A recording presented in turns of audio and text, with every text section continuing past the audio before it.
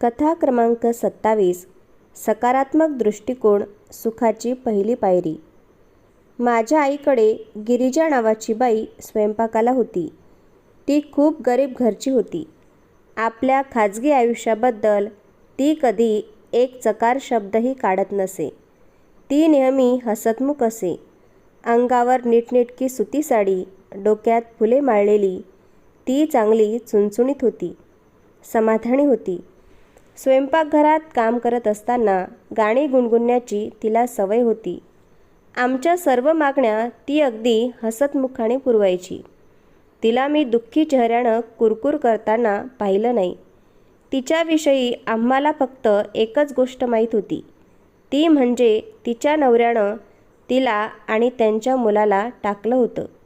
शिक्षण नाही, काही नाही. लहान गावात दुसरं काय करणार ती, म्हणून तिनं हे स्वयंपाकाचं काम धरलं होतं. आमच्या ओळखीचा एक वसंत म्हणून गृहस्थ होता. मित्रच होता तो. घरी कायम जाणं येणं असे. तो एका मोठ्या आंतरराष्ट्रीय कंपनीत वरिष्ठ अधिकारी होता. नेहमी कशा ना कशाविषयी तक्रार करत राहण्याचा त्याचा स्वभाव. तो कधीही आमच्याकडे आला की आमच्या घरचं वातावरणच बिघडून जायचं. माझा मुलगा 12वीत आहे, पण काही अभ्यास करत नाही, तो एकदा तक्रारीच्या सुरात म्हणाला. त्याचा मुलगा खरं म्हणजे खूप हुशार होता, मेहनती होता, हे मलाही माहीत होतं. मग त्याचे वडील कशाबद्दल तक्रार करत असावेत? मला माझ्या मुलाला IITत घालायचंय. भारतातील प्रतिष्ठित म्हणून गणल्या गेलेल्या इंडियन इन्स्टिट्यूट ऑफ टेक्नॉलॉजी संस्थेत प्रवेश मिळवण्यासाठी देशभरातून अक्षरशः लाखो मुले प्रयत्न करत असतात.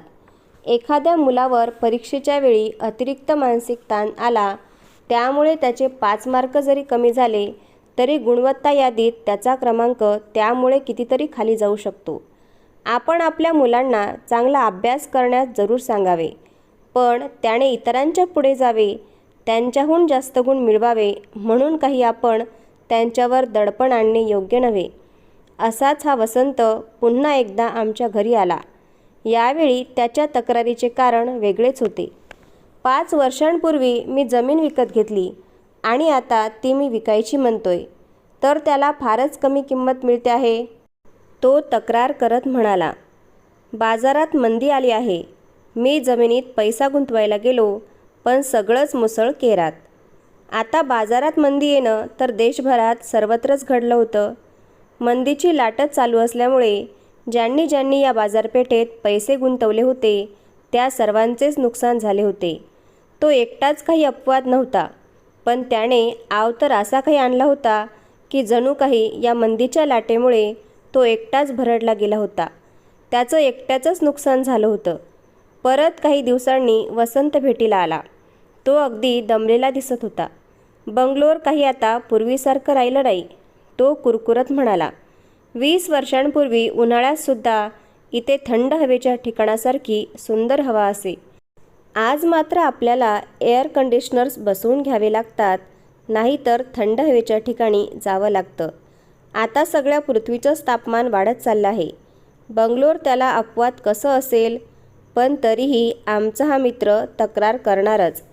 असंच एक दिवस गिरिजा आणि मी अशा दोघीच असताना मी तिला विचारलं, गिरिजा, तुझा नवरा कुठे आहे गं? कधी भेटतेस का तू त्याला? त्यावर ती शांतपणे थोडा वेळ माझ्याकडे बघत राहिली आणि नंतर म्हणाली, त्याने दुसरी बाई ठेवली आहे.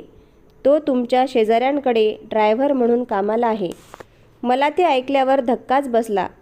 ती आपल्या नवऱ्याला रोज बघत होती व तेही दुसऱ्या बाईबरोबर. मग तुला त्याचा राग नाही येत? मी विचारलं. सुरुवातीला यायचा, पण आता मी विचार करते, मी तर नशीबवान आहे. मला फक्त एकाच मुलाला वाढवून लहानाचं मोठं करायचं आहे. माझा मुलगा हुशार आहे, आज्ञाधारक आहे. त्याच्या वडिलांनी आम्हाला टाकलं, त्यामुळे त्याला माझी जास्त काळजी आहे. समजा जर मी एकटीच असते किंवा मला जास्त मुले असती किंवा माझं मूल जर बेजबाबदार असतं तर मला किती अडचणी आल्या असत्या. देवाने माझ्यावर ती एक मेहरबानी केली आहे. माझ्या पुढे निदान असले तरी प्रश्न नाहीत. तुला तुझ्या भविष्याची काळजी नाही वाटत? मी काळजी कशासाठी करू? आणि काळजी करून कधी कुणाचे प्रश्न सुटतात का? तुमच्या आईंनी आम्हाला राहायला आउट हाऊस दिला आहे. मी प्रामाणिकपणे काम करते. तुम्ही सगळे त्यामुळे खुश आहात. मला कधीही कसली गरज पडली तर मी तुमच्याकडे मदत मागू शकतेच ना. आणि तसंच बघायला गेलं तर गरजा या कधी संपतच नाहीत. पण माझा मुलगा जेव्हा मोठा होईल तेव्हा तो आपल्या बापासारखा वागणार नाही, कारण त्याने मला त्रास सोसताना पाहिलंय. अम्मा, मी फारशी शाळा शिकलेली नाही, पण आयुष्यानं मला एक गोष्ट शिकवली आहे. आयुष्याकडे बघताना नेहमी सकारात्मक दृष्टी ठेवूनच बघायचं, म्हणजे आपल्यालाही बरं वाटतं आणि आपल्याभोवती असणाऱ्या लोकांनाही. तिचे ते शब्द ऐकताच मला वसंताची आठवण झाली.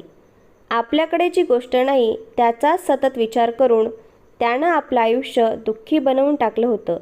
आणि एकीकडे ही अशिक्षित स्त्री गिरिजा प्रत्येक संकटाकडे सकारात्मक दृष्टीनं बघण्यास शिकली होती आणि आयुष्याचा आनंद घेत होती. नुकतीच मी हॉवर्ड मॅनेजमेंट स्कूलमध्ये बिझनेस मॅनेजमेंटचा कोर्स करण्यासाठी गेले होते.